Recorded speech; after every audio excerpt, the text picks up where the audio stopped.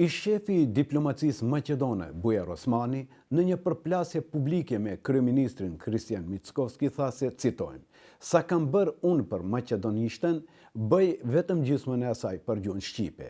Kjo ishte përgjigja e Bujar Osmanit.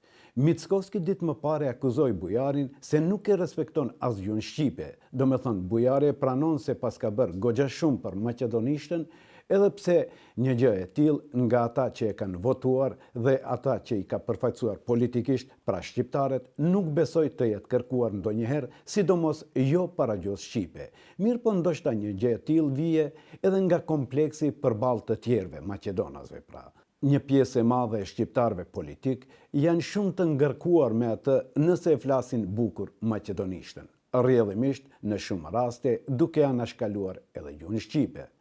Prandaj ndodh që kur shprehin ngushëllime ndaj dikujt t'i ngatrojnë gjërat elementare, si për shembull, në vend që të shkruajnë në Facebook u preht në paqe, e shkruajnë u preft në paqe.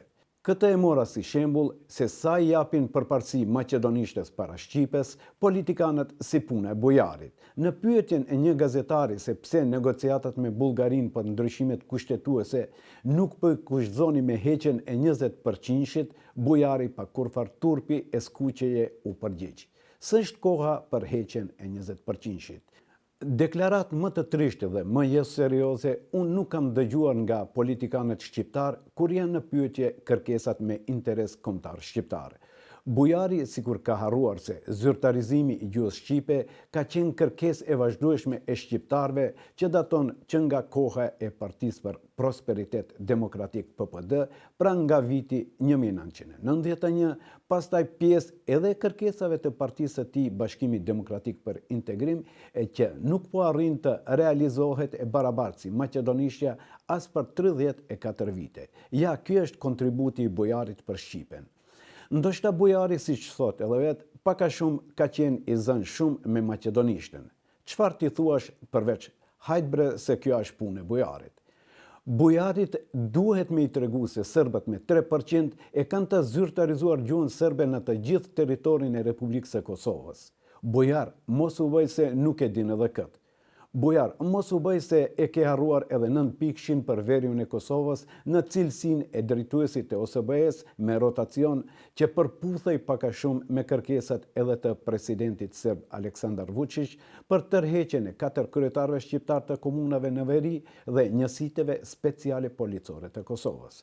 Bujar, mos bëj mëkate tjera se mjaftojnë që i ke bërë këto e që të përmenda pak më sipër. Sidomos mos bëj mëkate tani në muajin e bekuar të Ramazanit. Mos u mburr se sa ke bërë për maqedonishtën, sepse nuk po të kërkon atë kurkush nga ne shqiptarët, na trego se sa ke bërë për Shqipën.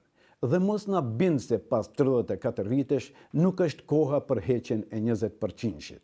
Bujar, në politik gjunahet nuk lahen as me shkuarje në haxh, sepse ato i shkruan historia. Nën pikshin e OSBE-s kur nuk do të falin kosovarët, kurse mos kushtizimin e negociatave me Bullgarinë për heqjen e 20%-shit, kur nuk do të falin shqiptarët e Maqedonisë së Veriut.